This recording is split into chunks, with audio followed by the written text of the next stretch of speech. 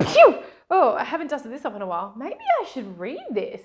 Don't let your guidebooks collect dust. Don't be a basic witch and not use the knowledge in those guidebooks to deepen your understanding of your decks, help your querents, and help yourself. Hi, my tarot bumblebees, it's Ethony, and I love to learn. I am a classic Hermione Granger, and I have more books than actual book space in my house. Especially learning about tarot is one of my deep passions. Today, I'm going to go through the reasons why I believe you should read every single tarot guidebook or the little white book that comes with your deck. The first reason is that I do not know everything, and nor do you. We wouldn't be here in these mushy meat suits if we did know everything. We'd probably be omming somewhere in the great galactic soup with the spaghetti sky monster. I don't know what happens. Do we all know? No one knows. But we wouldn't probably be here learning on Earth. I love nothing more than actually sitting down and learning something new about the tarot, whether it is a new perspective on a card that I have known for a long time, or a breakthrough on a card that I have been struggling with, or a new artist perspective on the deck. And when I read the guidebook, I understand where that artist has drawn their inspiration. It all leads to a much more robust understanding of the tarot system and its deeper wisdom. The second reason is that someone took a lot of time to write your guidebooks.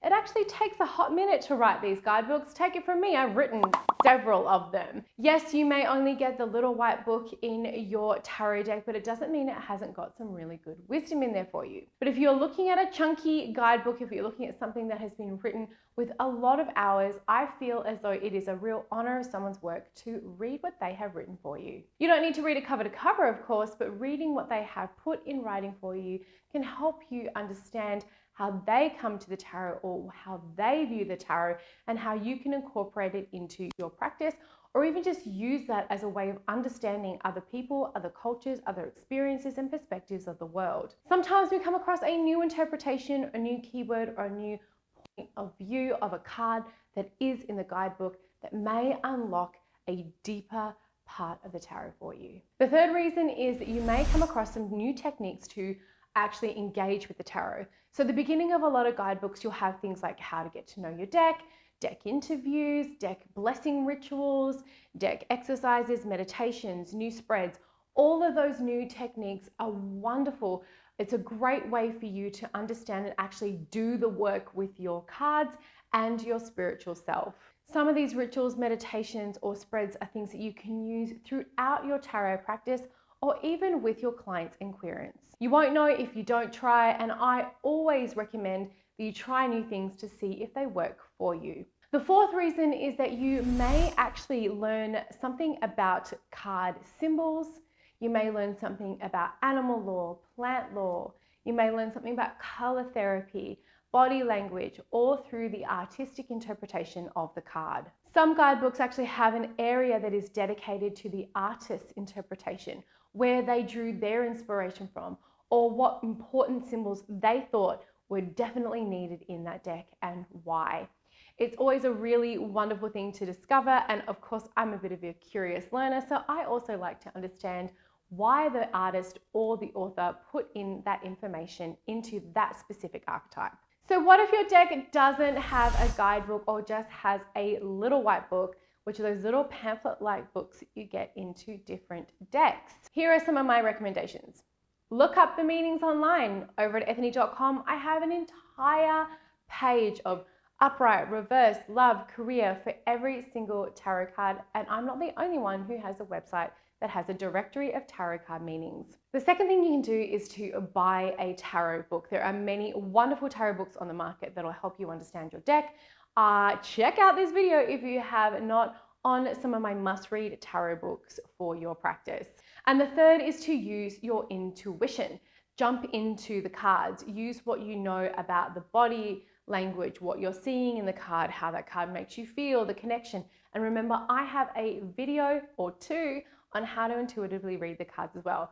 Check it out if you want to have a look. Just because your tarot deck doesn't have a little white book or a guidebook doesn't mean you are left stranded. There is plenty of information out there for you. I just wanted to add a little note about oracle decks. Now, I always read the guidebook as well with oracle decks, especially because they are open systems. There is not a set number of cards. There is not a set number of what is included in regards to keywords or animals or colors or symbols. It's all completely open and freeform. Not only do I read the guidebook, but I use my intuition quite a lot with oracles and also usually the keywords. The keywords are a big thing for me. I use that keyword as a key to unlock a door and actually go from there. How it's interacting with the different cards around it, or even the tarot deck or the tarot reading that I am using the oracle deck with. These are some decks that have a different style of guidebook that I really love, and I wanted to show you some of the different types of guidebooks out there.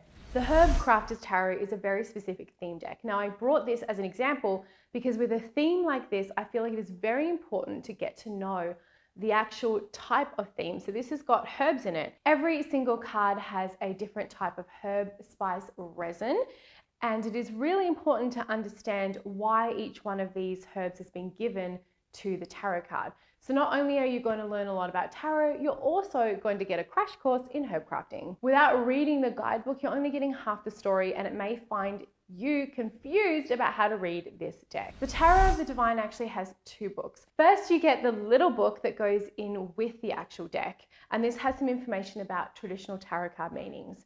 Then you can buy a separate book that goes into the lore of each one of the fairy tales, folk tales, mythology, and legends that are actually in the deck. By using both of these amazing books, you are getting the full story, and it really allows you not only to learn about different cultures and different fairy tales and myths around the world, but also how they play into the Fool's Journey, the archetypes, the journey of life. It is a beautiful marriage, and it is really, really a fantastic way to get to know the deck better.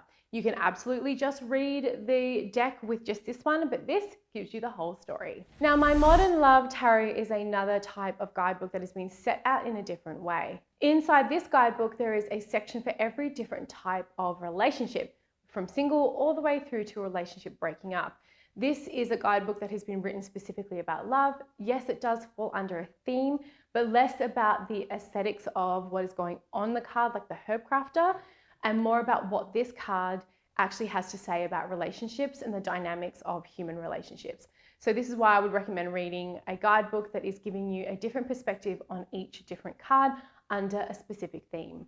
And this guidebook is an example of one that is more traditional from the publisher Llewellyn. Now this goes through the different card meanings. It's got some area for notes. It has an introduction, and it gives you full color access to each one of the cards. So this is from the Mermaid Tarot. It's one of my favorites. It's so beautiful.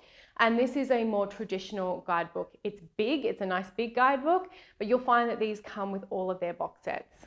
Remember how I talked about those must-read tarot books? Make sure you check out my video right here where I go through my favorites. Thank you so much for watching my Tarot Bumblebees, and I'll see you all next time. Bye!